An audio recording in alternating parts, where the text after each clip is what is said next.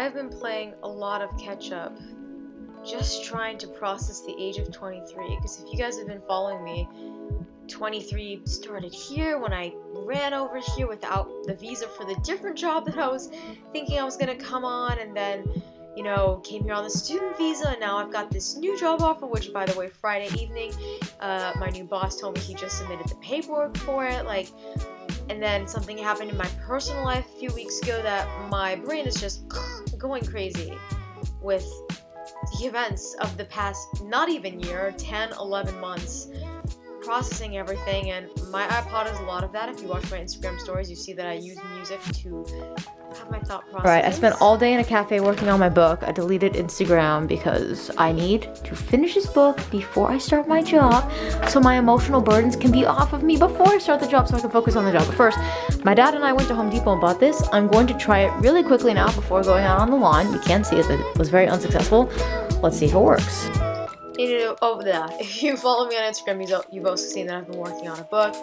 But a lot of this video today is just talking about coping mechanisms. For me, it sounds very funny, but I have my iPod, my little iPod Nano that's not connected to the internet, and what I do is, of my 1,400 plus songs that I have, I go through what's called the shuffle. Like in the olden days, we have shuffle on your iPod where your iPod just plays a random song, no picking, and it's kind of like my therapy, and I joke about it, but I've literally told my friend who came over for dinner Friday night about this, how it's my therapy because I don't get any choices of a certain song that might make me feel something comes on, so it surprises me and I see how I feel when that song comes up and when that specific song comes on, and then I can see how I'm feeling. Can I change this feeling? If not, how am I going to accept it? What am I going to tell myself to be able to live with this kind of feeling? Because as I've talked about before, I've learned more, the past 3 years more than anything, that there are some feelings in life that just do not change.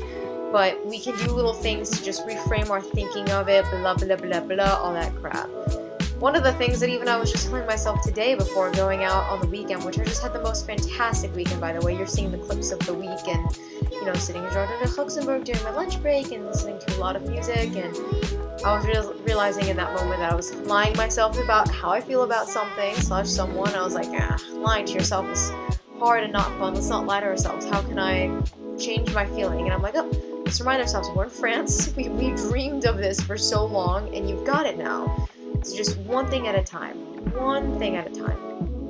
But it's my favorite thing to do is to just take my iPod, let it go on shuffle, let all of the emotions come up unexpected with no choices, and to process my thinking that way. And I'm going to take you through a really fantastic weekend I had, which started with my friend coming over for these tacos, and we saw the Eiffel Tower.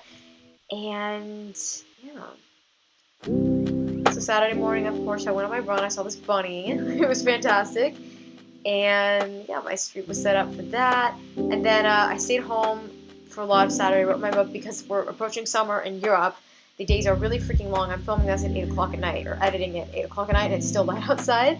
But I went out at about 5 o'clock. I let myself do some shopping. I bought some new sunglasses, bought some cute little pink bowls for my desserts in my room, like little ones that I didn't have. And then I sat on the Seine, and I went and I finally tried this vegan sushi place that I've been wanting to try for a really long time, and I decided I would try it sometime in May, and it just spoke to me to do it this past weekend. And I went and I picked up this vegan sushi, which, oh my gosh, you guys know how I feel about Beyond Sushi in Manhattan, but Jesus Christ, this was so...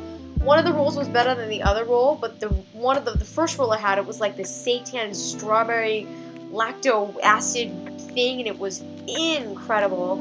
And I just sat on the sun for like an hour and a half, journaling, slowly eating the sushi.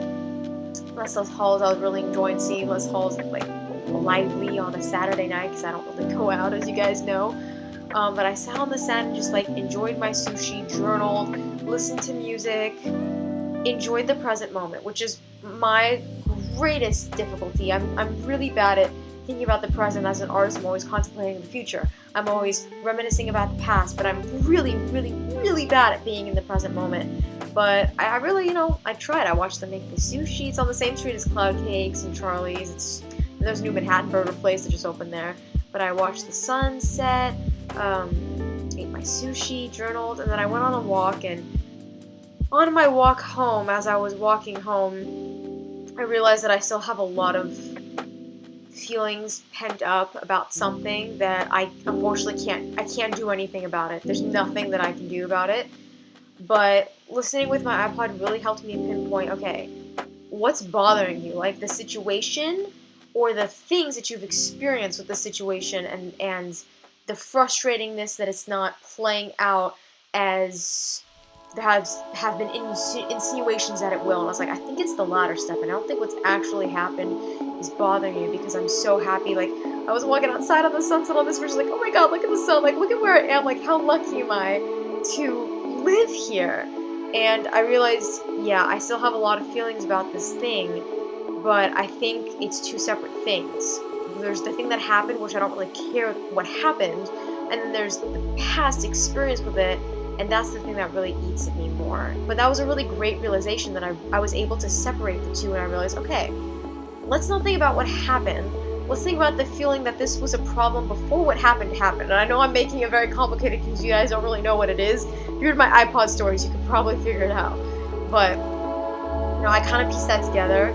But I was reading my old journal, and I was reading my old journal from like 4 years ago, saying, you know, whatever happens, happens. We don't remember how we got to what our end goal was. We just remember that we ended up getting there. Like, I don't remember, in college in my summer classes working out before the class or blah, blah, blah. I just remember that I got everything I need to get done.